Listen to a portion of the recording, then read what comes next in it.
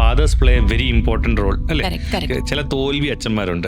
ഇങ്ങനെയുള്ള അച്ഛന്മാരുള്ള ഫാമിലിയിൽ നിന്ന് വരുന്ന കുട്ടികളുടെ മിക്കവാറും അച്ഛന്റെ റോൾ എടുക്കുന്നത് അമ്മയും കൂടെ ആയിരിക്കും.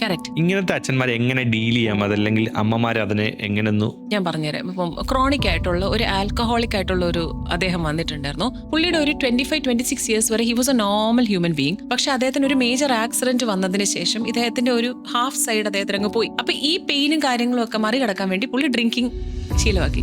ഇത് കഴിഞ്ഞിട്ടാണ് പുള്ളിയുടെ മാരേജ് കഴിഞ്ഞതും കുഞ്ഞുങ്ങളായതും ഒക്കെ. അപ്പം കുട്ടികൾ എന്താണെന്ന് വെച്ചാൽ കുട്ടികൾ ജനിച്ച് അവരുടെ വളരെ ഫോർമേറ്റീവ് ആയിട്ടുള്ള ഇയറിൽ തന്നെ ആൽക്കഹോളിക് കുടിയനായ അച്ഛന്റെ കുഞ്ഞുങ്ങൾ എന്നുള്ളൊരു ലേബൽ ഫസ്റ്റ് ഇവർക്ക് വന്നു. നമ്പർ 2 ജോലി ചെയ്യാത്ത അച്ഛന്റെ ഇത്. അമ്മയാണ് അതിന്റെ ഓൾ ഇൻ ഓൾ എന്നുള്ള രീതി വന്നു. ഈ 2 മക്കളും വളരെയധികം പിന്നോട്ട് പോയതാ, പബ്ലിക്കിന്റെ മുമ്പിലേക്ക് വരാൻ മടി. ഇവർക്ക് പക്ഷെ പറ്റിയൊരു പ്രശ്നം, കുട്ടികളുടെ മുമ്പിൽ വെച്ച് അച്ഛനെ ഭയങ്കരമായിട്ട് താഴ്ത്തി പറയുക. ഞാനപ്പോ ഫസ്റ്റ് ഇവരോട് പറഞ്ഞത്, കുഞ്ഞുങ്ങൾക്ക് ഫാദറിന്റെ അടുത്തുള്ള ഒരു റെസ്പെക്ട് വരണമെങ്കിൽ നമ്മൾ ആ റെസ്പെക്ട് ക്രിയേറ്റ് ചെയ്യണം. അച്ഛൻ എന്തുമായിക്കോട്ടെ, അച്ഛനാണ് അല്ലെ. This can happen to mothers also.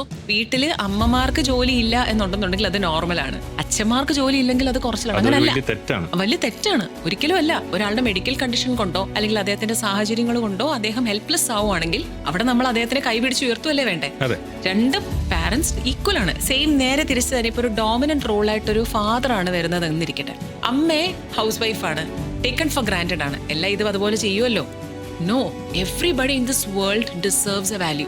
ആ വാല്യൂ കൊടുക്കേണ്ടത് അത് നമ്മുടെ കൾച്ചർ പോലെ ഇരിക്കും. ഒരുപക്ഷെ ഇദ്ദേഹം വളർന്നു വന്ന സാഹചര്യത്തിൽ അദ്ദേഹത്തിന്റെ അച്ഛൻ വളരെയധികം കൺട്രോൾ ചെയ്ത് അമ്മയെ വളർത്തിയത് കണ്ടായിരിക്കാം വളർന്നത്. ആ സെയിം കാര്യം ഇദ്ദേഹത്തിന്റെ വൈഫിന്റെ അടുത്തും എടുക്കുന്നു.